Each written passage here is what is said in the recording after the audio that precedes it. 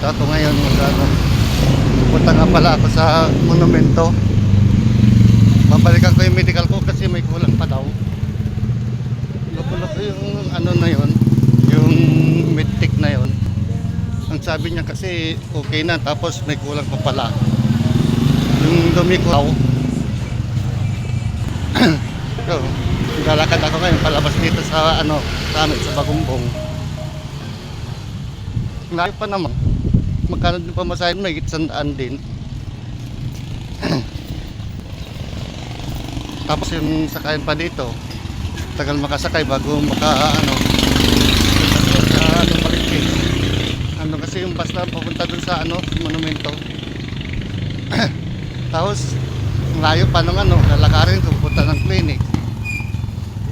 So yun lang guys, bye.